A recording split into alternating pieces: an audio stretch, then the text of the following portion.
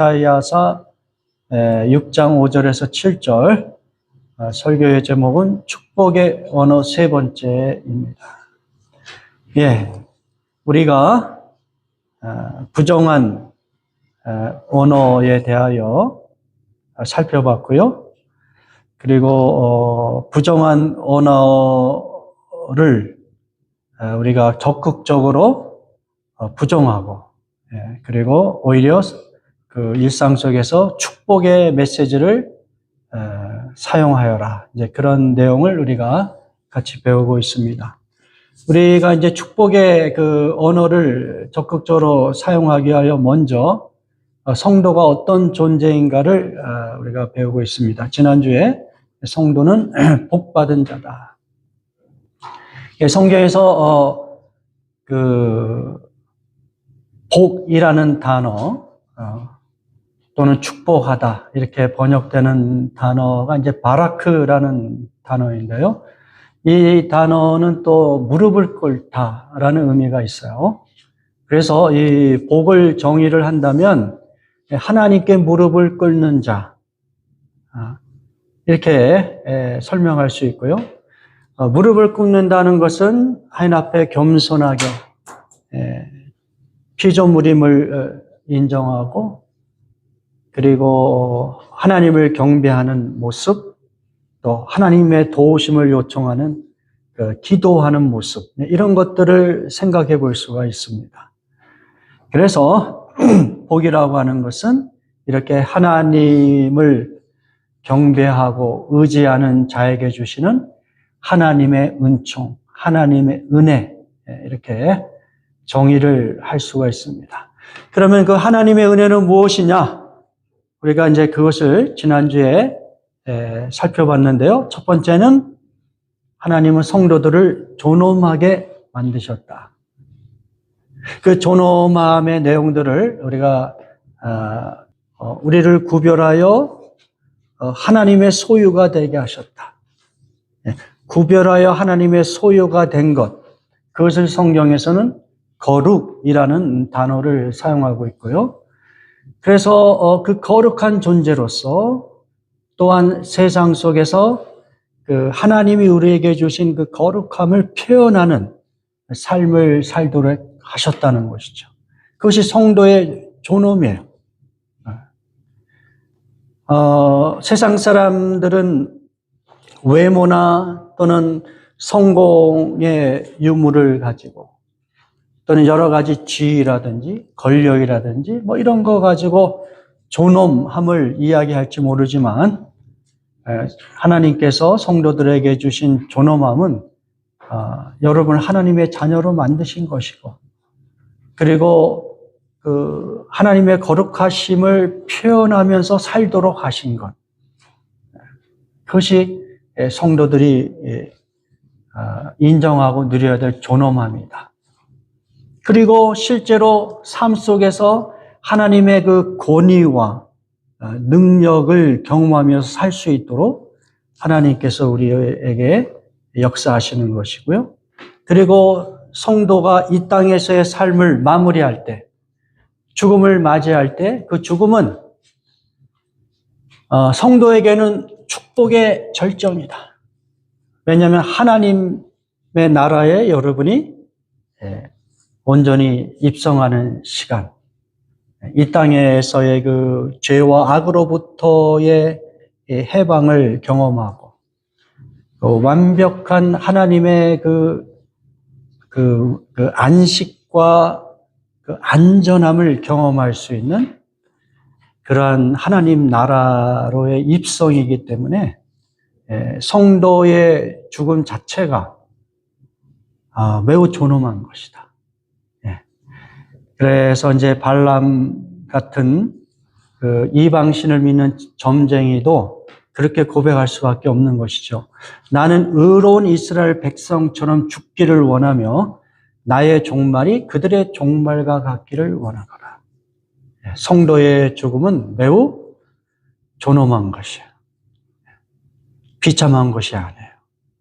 매우 안전한 것이고 하나님의 구원이 완성되는 축복의 절정이라고 할 수가 있는 거예요. 이런 것들을 생각하면 하나님의 백성들에게 주신 하나님의 복이 얼마나 크고 존엄한 것입니까? 자, 오늘은 이 발람 그 점쟁이를 통해서 또 하나님께서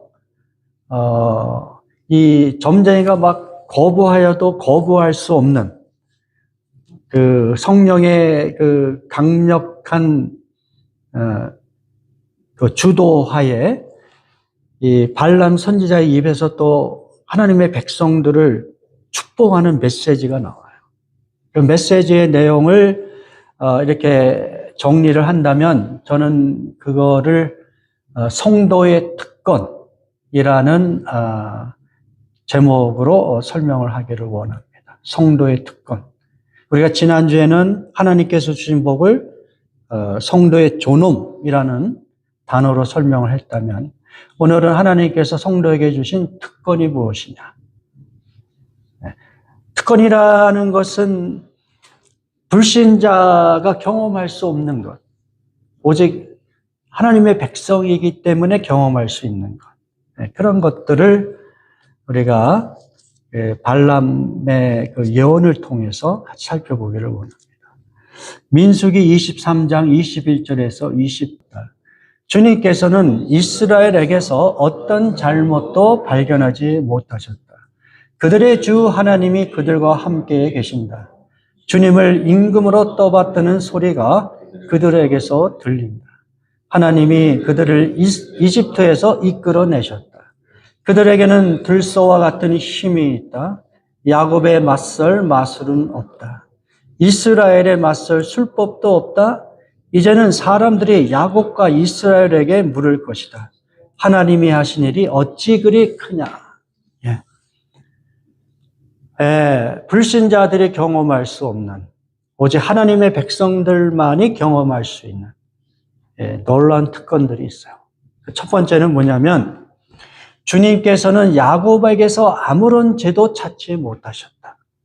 주님께서는 이스라엘에게서 어떤 잘못도 발견하지 못하셨다.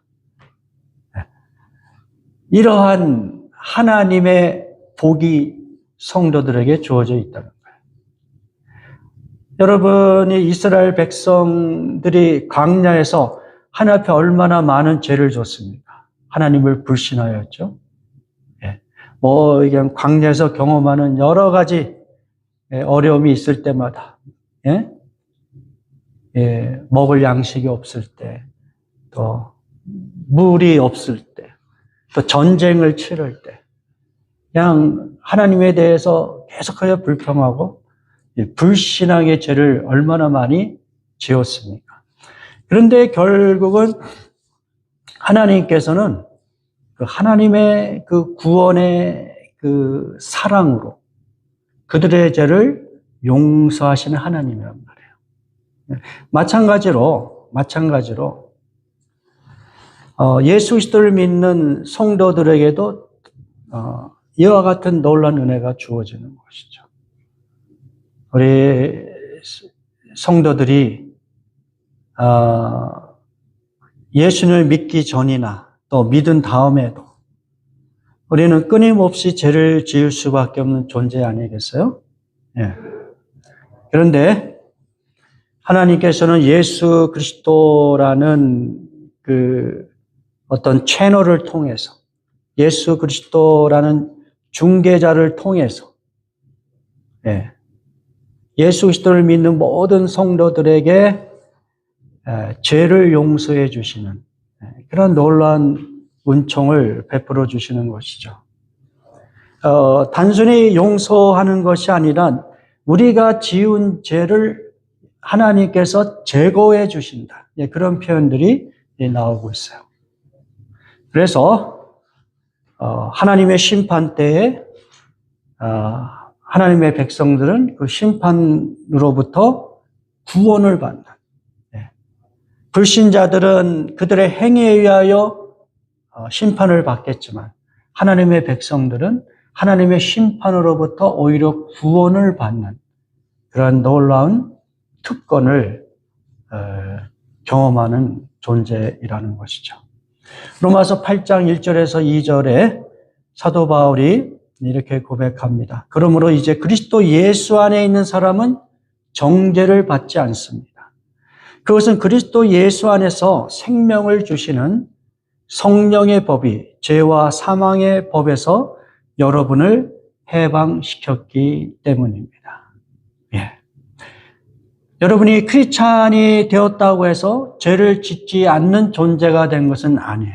이 땅에 사는 한 우리는 죄로부터 자유롭지 못합니다. 예. 죄를 이겨낼 수 있는 권세와 능력은 받았지만 그렇다고 해서 여러분이 항상 죄와 싸워 승리한다는 보장은 없어요. 이 땅에 사는 한 죄의 존재로부터 우리는 자유롭지 못합니다. 그래서 어떤 방식으로든 크리스찬이 되었음에도 불구하고 죄를 짓지만 그러나 하나님께서 예수 그리스도의 그 보혈의 피를 통하여 우리를 바라보시고 인정하시고 그렇기 때문에 예수 그리스도의 그 단번에 흘리신 그 피가 우리를 받은 존재다. 성도가 그런 존재라는 것이죠.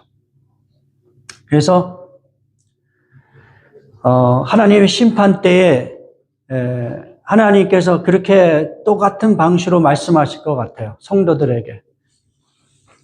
너희에게서 아무런 죄도 찾지 못하겠다. 어떤 잘못도 발견하지 못하겠다. 예수 그리스도의 구속의 은총이 그와 같이 엄청난 은혜로 경험이 될 것입니다. 그것이 성도가 누리는 특권입니다. 두 번째, 성도가 누리는 특권은 무엇입니까? 그들의 주 하나님이 그들과 함께 하신다. 그렇게 이야기하죠. 그들의 주 하나님 그들과 함께 하신다. 예, 우주를 창조하신 창조주 하나님께서 하나님의 백성들과 함께 동행하신다는 것이죠. 그것같이 인간에게 가장 큰 힘과 용기와 은총이 어디 있겠어요? 하나님이 여러 민족들이 있지만 많은 사람들이 있지만 특별히 하나님을 경외하는 자들에게 하나님께서 그들과 함께 동행하신다. 예수님께서 이 땅에 태어날 때 그 아기 예수의 이름을 무엇이라고 부르라고 그랬어요? 임마누엘이라고 부르라. 임마누엘. 하나님이 우리와 함께 하신다. 예수 그리스도를 통하여 이제 그 하나님이 아주 더욱더 친근한 모습으로 구약 시대에는 예수님이 오시기 전에는 하나님은 뭔가 이렇게 좀 멀리 떨어져 있는 모습이에요.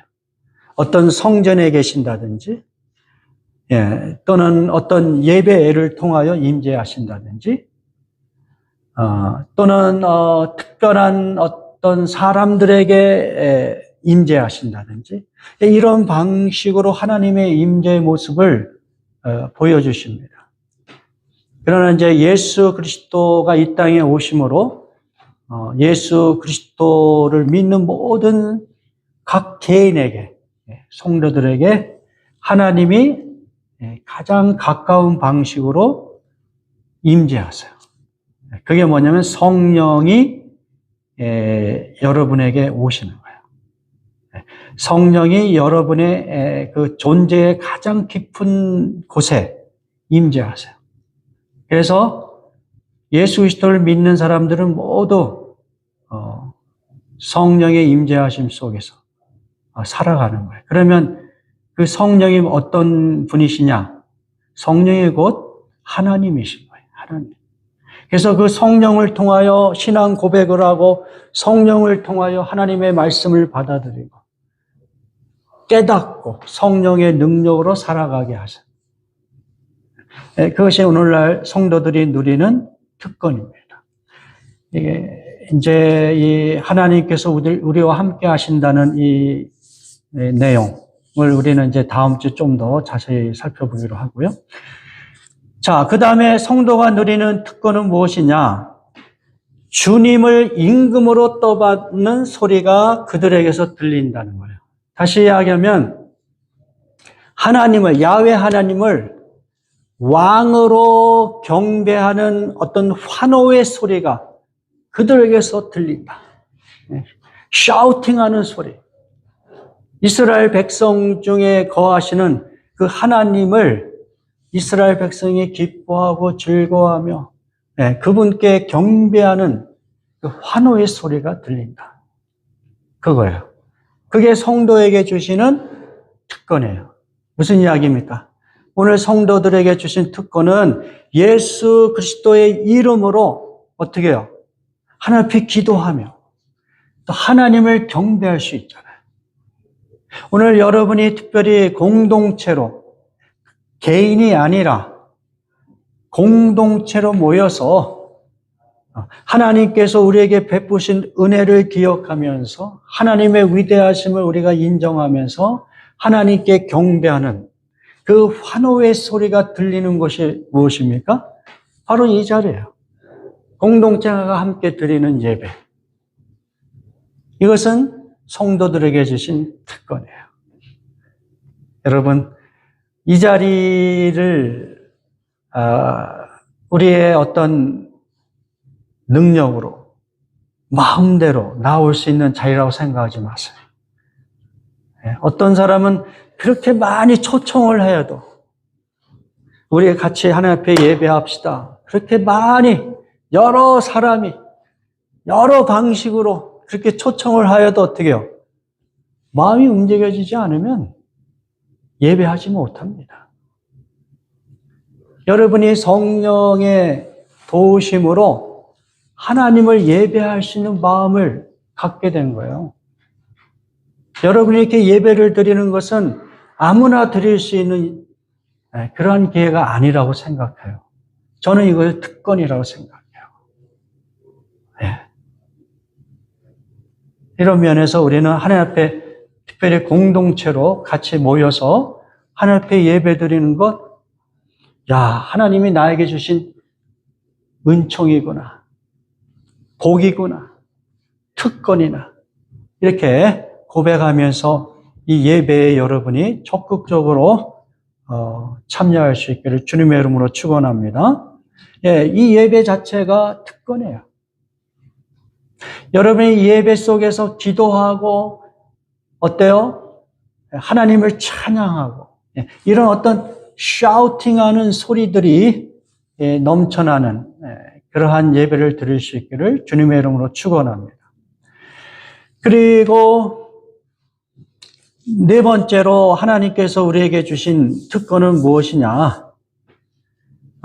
우리의 그 삶 속에서 하나님이 하신 일이 크다는 거예요. 여기 보면 하나님이 하신 일이 어찌 그리 크냐? 하나님의 크신 능력을 경험하였죠. 전쟁을 통하여 그들의 광야의 그 피로를 공급받는 그 경험을 통하여 하나님이 얼마나 능력 많으시고 하나님께서 하신 일이 얼마나 위대하시냐. 그것을 경험했다는 거예요. 마찬가지입니다. 성도들도 이 땅에 살아가면서 여러분이 인식을 하든 인식하지 못하든 하나님이 여러분의 삶 속에서 베푸신 하나님의 능력 주심이 있어요. 나 같은 사람이 내가 어떻게 해서 이 어려움을 극복해 나갈 수 있었을까? 정말 앞이 안 보이고 그냥 절망의 나락에서 그냥 더 이상 일어설 수 없는 그러한 상황 속에서 어떻게 내가 다시 일어날 수 있었을까?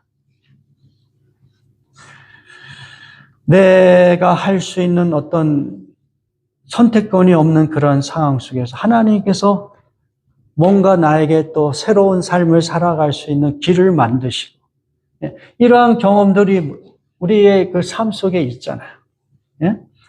오늘 예배 첫 번째 찬양 그 여정이라는 그 노래 가사에도 그게 나오잖아요. 모든 것이 하나님의 은혜다. 기쁠 때나 많은 어려움이 있을 때나 지나와서 보니까 그것이 하나님이 우리에게 베푸신 은혜 가운데 그 모든 여정을 잘 살아왔던 거예요. 또 앞으로도 우리가 그런 경험들을 할 거예요. 좋은 일, 나쁜 일,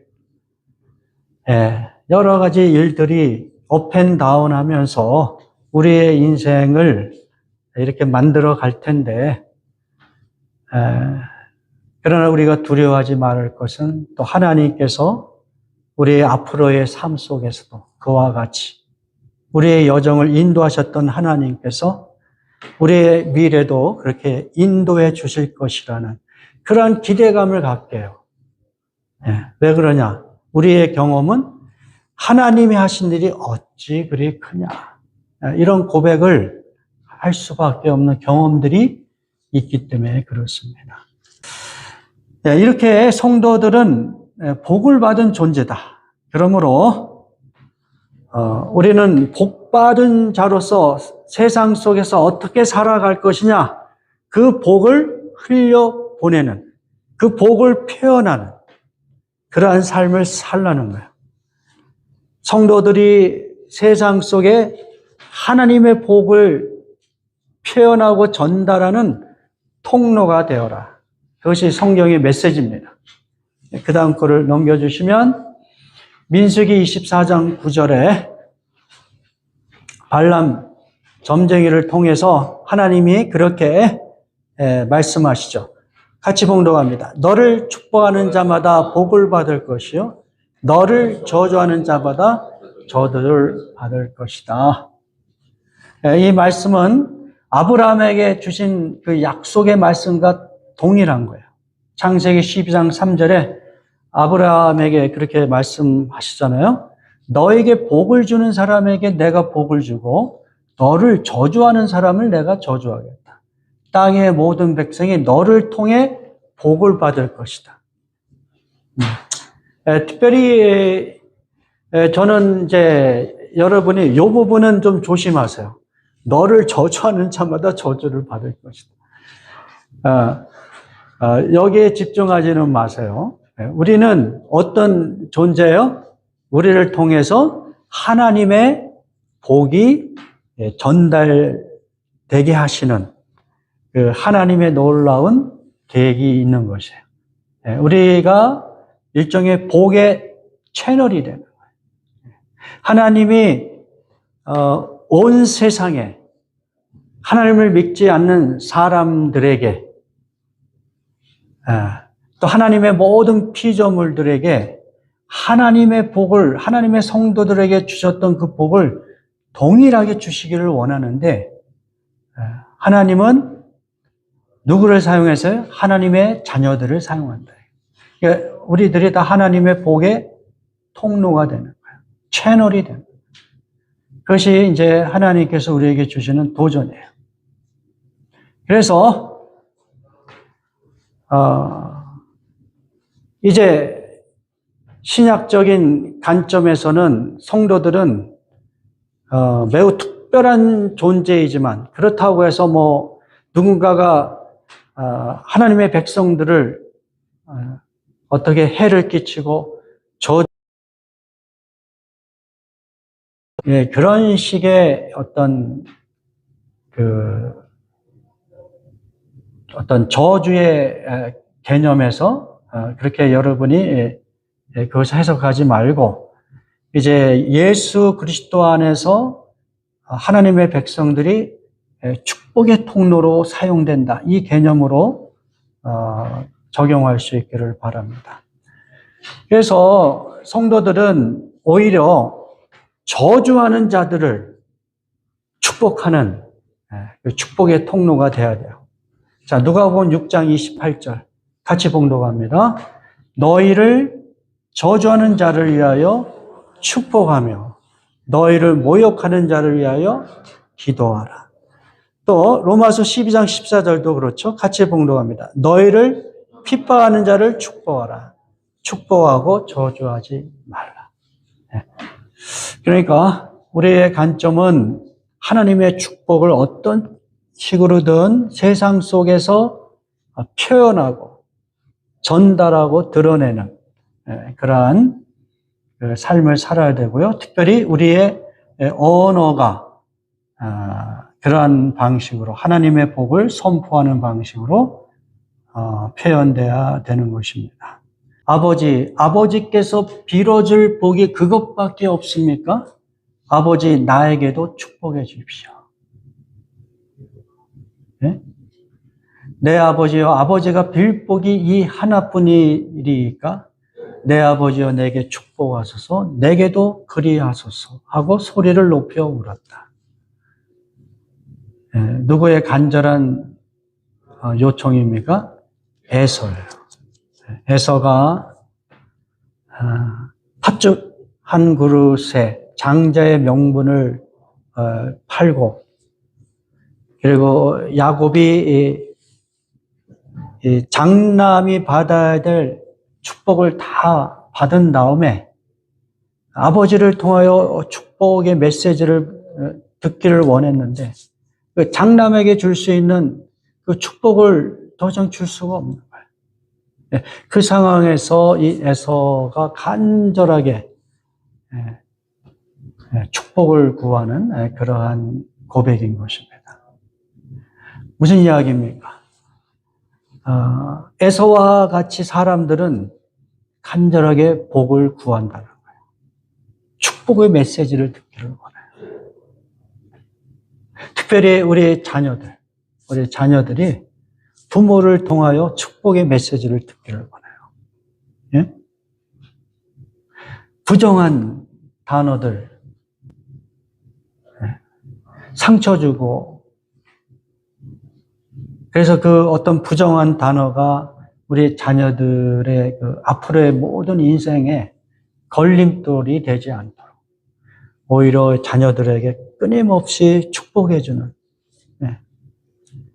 그 축복은 뭡니까? 지금까지 여러분이 말씀드린 하나님의 백성들이라면 다 누리는 그 존엄함, 성도로서의 존엄함, 성도로서의 그 어떤 특권, 이런 것들을 여러분들이 기억하면서 우리의 자녀들에게, 또 우리의 아내와 남편에게, 또 내가 만나는 사람들에게 축복의 메시지를 전하는 거예요.